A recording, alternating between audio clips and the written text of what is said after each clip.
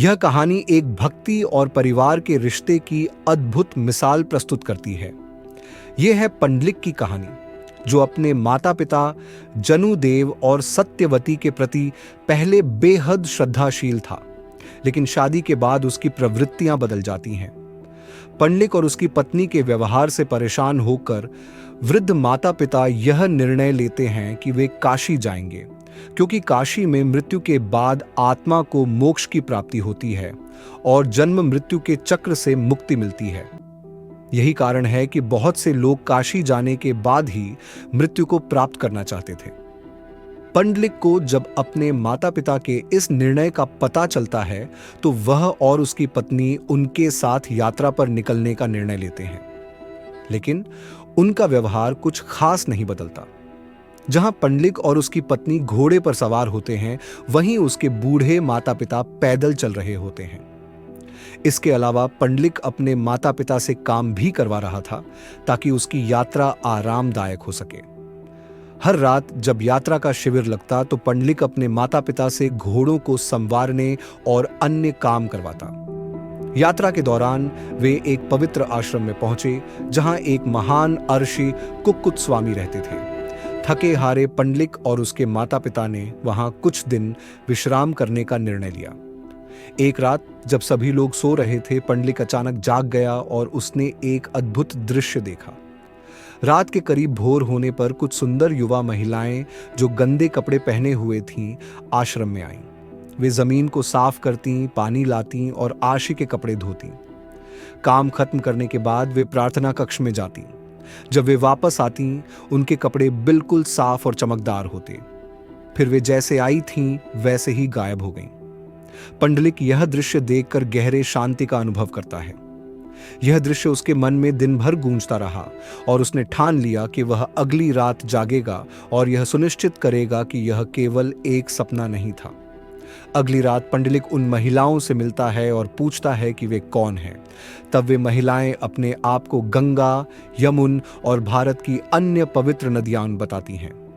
वे बताती हैं कि तीर्थयात्री उनके पवित्र जल में डुबकी लगाकर अपने पाप धोते हैं, जो उनके कपड़ों को गंदा कर देते हैं। लेकिन फिर वे कहती हैं, लेकिन पंडलिक, तुम जो अपने माता पिता के साथ ऐसा व्यवहार कर रहे हो, सबसे बड़े पापी हो। यह सुनकर पंडलिक को अपनी गलती का एहसास होता है। वह अपने माता पिता के प्रति पूरी तरह से समर्पित हो जाता है और उनका आदर सम्मान करना शुरू कर देता है, यहाँ तक कि अपनी खुद की आराम को भी वह उनकी सेवा में बलिदान करने लगता है। अब भगवान श्री कृष्ण पंडलिक की भक्ति और माता पिता के प्रति उसके समर्पण से प्रभावित हो जाते हैं। वह पंडलिक को आशीर्वाद देने के लिए अपना धाम छोड़कर पंडलिक के आश्रम की ओर चल पड़ते हैं।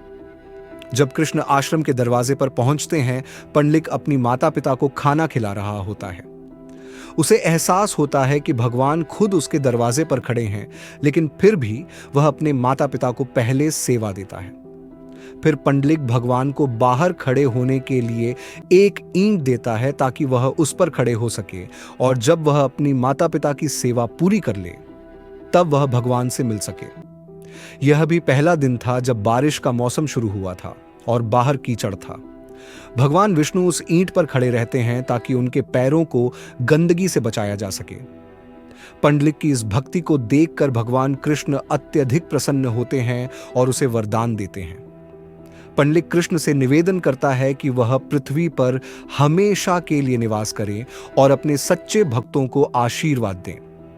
कृष्ण उसकी प्रार्थना स्वीकार करते हैं और वह विठोबा के रूप में पृथ्वी पर निवास करने के लिए प्रकट होते हैं। आज भी विठोबा के रूप में भगवान कृष्ण की पूजा की जाती है, विशेष रूप से रुक्मिणी के साथ, जो उनकी प्रमुख पत्नी है।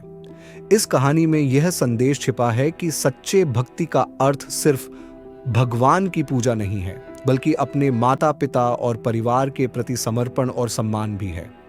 पंडलिक ने अपने माता पिता के प्रति अपनी गलती को पहचाना और फिर अपने कर्तव्यों को सही तरीके से निभाकर भगवान का आशीर्वाद प्राप्त किया। हमारे देश में ऐसे कई मंदिर हैं जिनके पीछे अद्भुत इतिहास छुपा हुआ है, लेकिन हमें उनके बारे में जानकारी नहीं है। चिंता मत कीजिए, मैं हर मंदिर की कहानी आपके लिए लेकर आऊंगा और आपको उनसे जुड़ी सारी जानकारी दूंगा। इस मंदिर का गूगल मैप लिंक भी मैंने वीडियो के डिस्क्रिप्शन में दिया है, ताकि आप यहां आकर इस ऐतिहासिक स्थल का दर्शन कर सकें।